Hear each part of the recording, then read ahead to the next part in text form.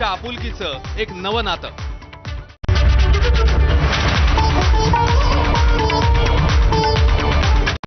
Headlines brought to you by Chitale बंधू.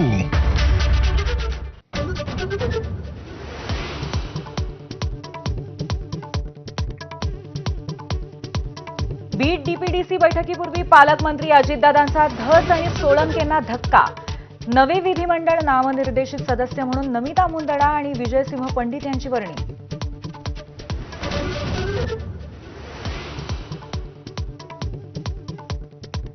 पवनचक्कीच्या मालकांना खंडणी मागणाऱ्यांवर मकुक्का लावणार, अजित पवारांचा बीडच्या नेत्यांना इशारा. रस्त्याची कामं अडवाल तर खबरदार, असंही सुनावलं.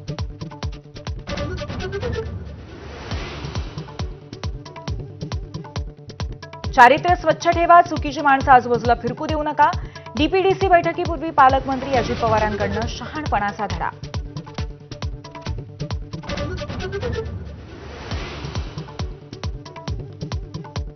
चुकीची कामं खपवून घेणार नाही, पालकमंत्री अजित पवारांचा सज्जड दम. पिस्तूल दाखवणारे रील्स चालणार नाहीत, परवाना रद्द करून मकोक्का लावण्याचाही इशारा. बोगस पीक विम्याला प्रोत्साहन न देण्याचा सल्ला.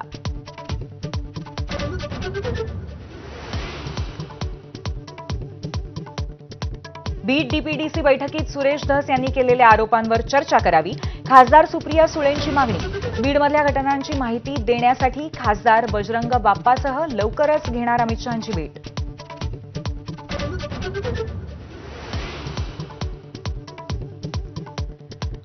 राज ठाकरेंच्या उपस्थितीत आज मुंबईत मनसेचा मेळावा.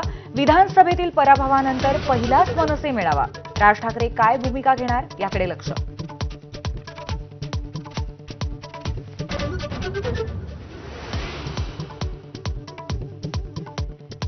भाजप आमदार पराग अळवणींच्या मुलीच्या लग्नात उद्धव ठाकरे आणि मंत्री चंद्रकांत पाटलांची भेट. एकमेकांशी हसत खेळत गप्पा. ठाकरेंसमोरच मिलिंद नार्वेकर आणि चंद्रकांत पाटलांमध्ये युतीची चर्चा.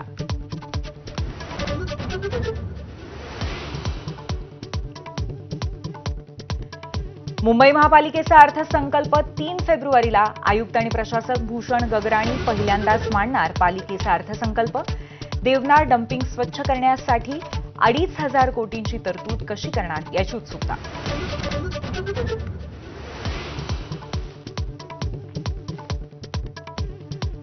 अर्थसंकल्पीय अधिवेशनाआधी सरकारकडून सर्वपक्षीय बैठकीचं आयोजन.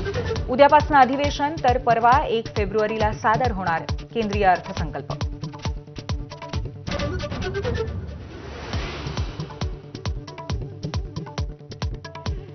समृद्धी महामार्गावर अजूनही मूलभूत सुविधांचा अभाव का?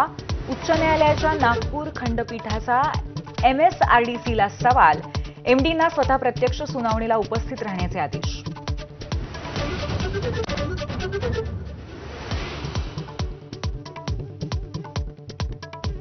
तब्बल 14 वर्षापासून नागपुरात राहणाऱ्या 2 बांगलादेशींना अटक. नागपूर ATSची कारवाई. दोन्ही बांगलादेशी सख्खे भाऊ. आधार पॅनसह सर्व कागदपत्रही सोबत.